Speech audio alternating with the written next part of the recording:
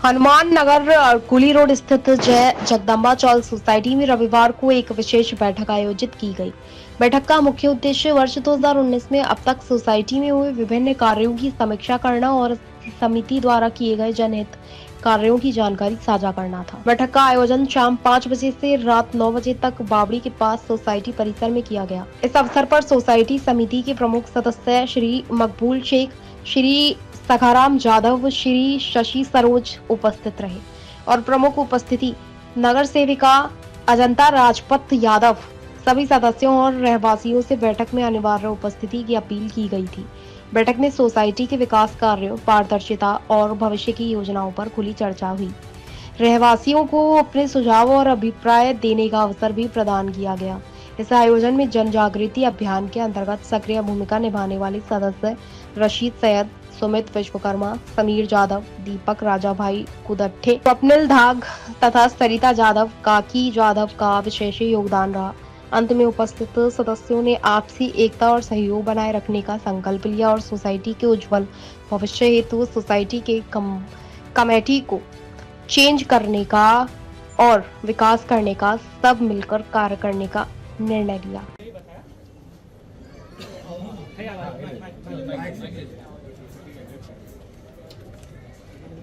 मैं तो एक सदस्य अभी जो स्टार्टिंग में था, मैंने आपको पहले ही बताया कि मैं ऐसा था, मेरे चाल के सब बंदे जिस वजह से मेरे साथ जुड़े हुए हैं कि मैं डॉक्यूमेंटेड में ज़्यादा बिलीव रखता हूँ। डॉक्यूमेंटेड है, आप बिल्डर हो, मुझे कोई इशू नहीं। स्टार्टिंग से जो भी मीटिंग्स हुई, मैंने स्टार्टिंग से ही स्टेप बाय स्टेप बताया कि सोसाइटी की क्या जिम्मेदारी होती है, आपको मांग के लेना है बिल्डर से।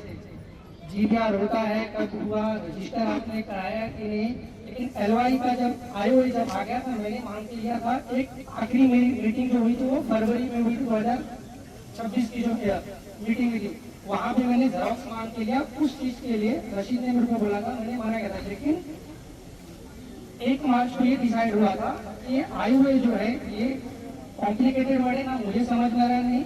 हम चलेंगे मुकेश सिंह ठाकुर के पास, जो लीगल सलाहकार है वो हमें बताएगा कि एक्चुअल में धोखा क्या है, क्या रहना चाहिए, ताकि बिल्डर आपके साथ कोई धोखा न कर पाए। उसके 2 दिन बाद ही मेरे को अशोक जी का फोन आया था, जो उन्होंने सामने से मेरे को बताया कि ये आईओ है, किसी गलत हाथों में मत देना, न देना चाहिए।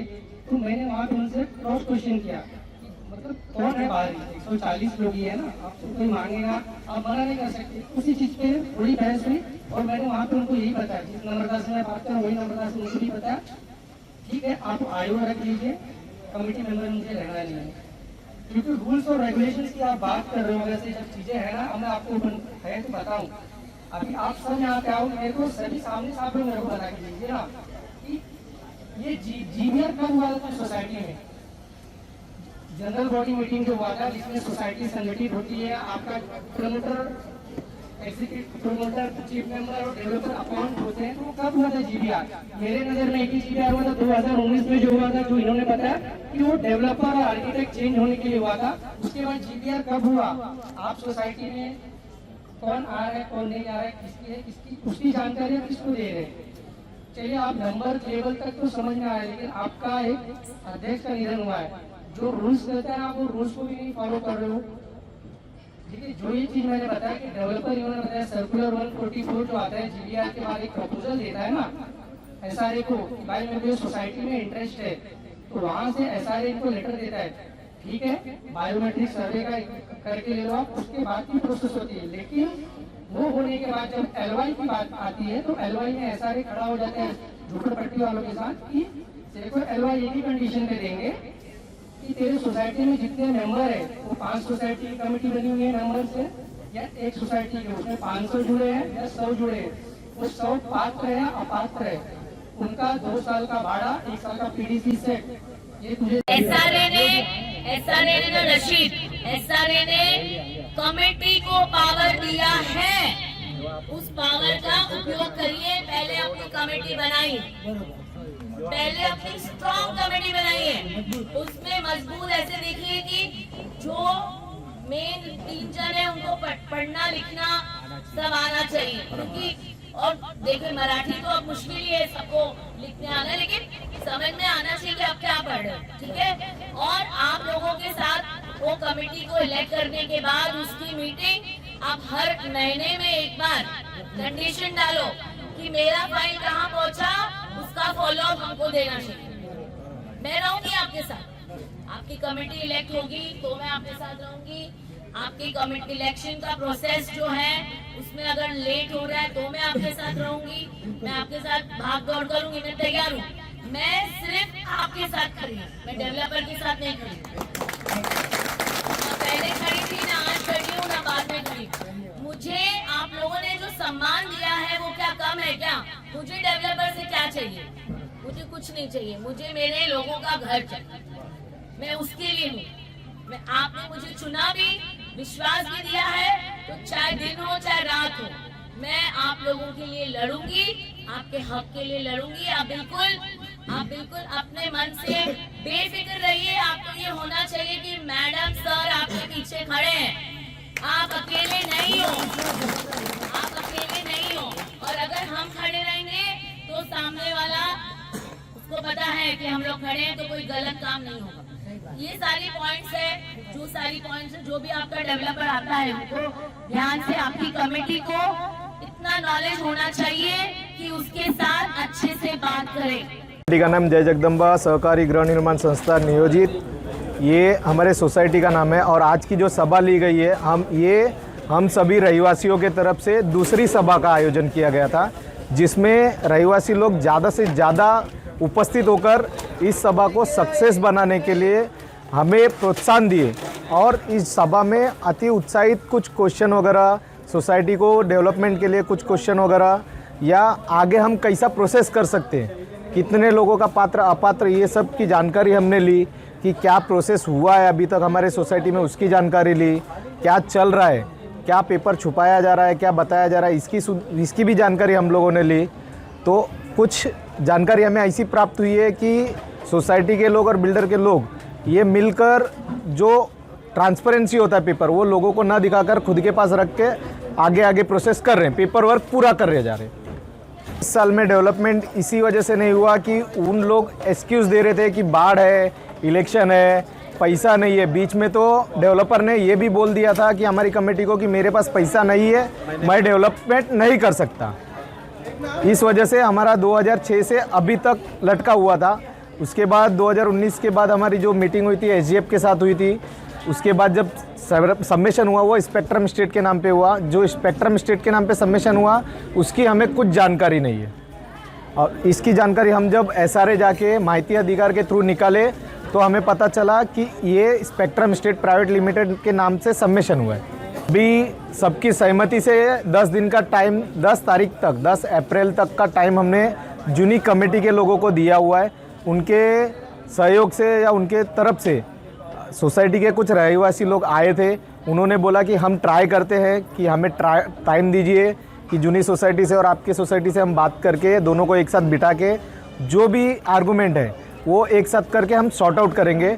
अगर नहीं होता है 10 तारीख लास्ट है, 10 तारीख के पहले अगर बिठाते हैं तो ठीक है। हमने भी उनको अल्टीमेट दिया है कि 11 तारीख को हम इलेक्शन की प्रोसेस चालू करेंगे। स्थानिक कमेटी के स्थानिक रहिवासी लोगों का, कमेटी का तो नहीं बोल सकता, स्थानिक रहिवासी लोगों का यही मानना है कि सोसाइटी में इलेक्शन होना ज़रूरी है।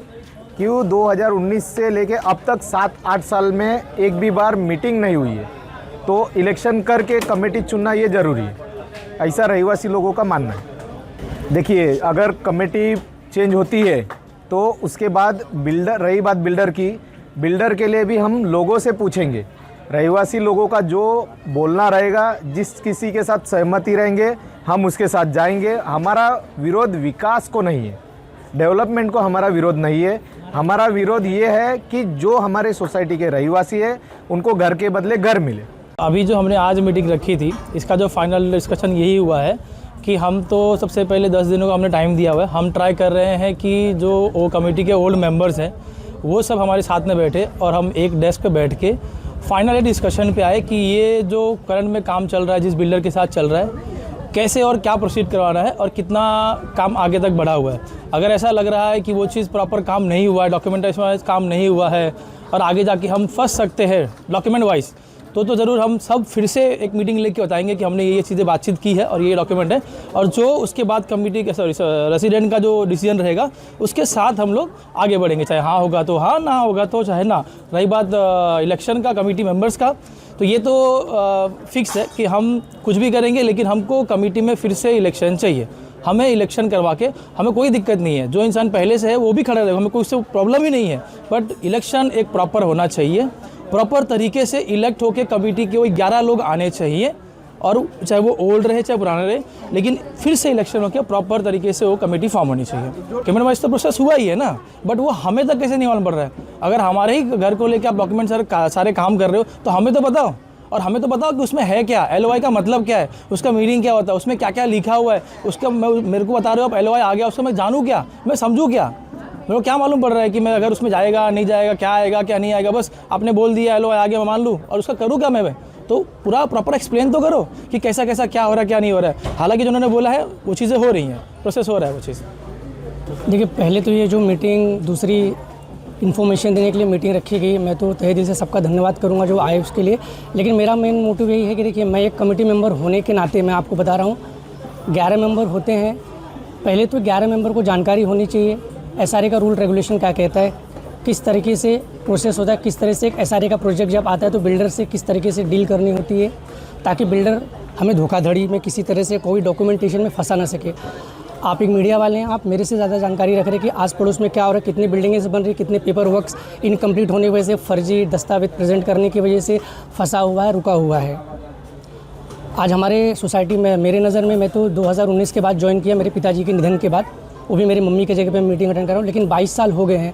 22 साल में जो मैंने मेरी मीटिंग अटेंड करने के बाद जो मैंने अनुभव किया है कि मेरे जो कमेटी मेंबर हैं, पहले तो सोसाइटी का एक भी लीगल एडवोकेट नहीं है जो कि आपको बता सके कि लीगल डॉक्यूमेंट्स बिल्डर से जो आपके बिहाफ पे लड़ सके और आपको बता सके कि ये चीज़ें पेपर वर्क्स के थ्रू होना चाहिए और ये बिल्डर को देना चाहिए। हमारे कमेटी के जो सदस्य, मैं नहीं बोल रहा हूँ कि ये है, लेकिन lack of transparency, lack of knowledge की वजह से केवल बिल्डर पे ट्रस्ट कर रहे हैं। बिल्डर जो पेपर्स बता रहा है वो पेपर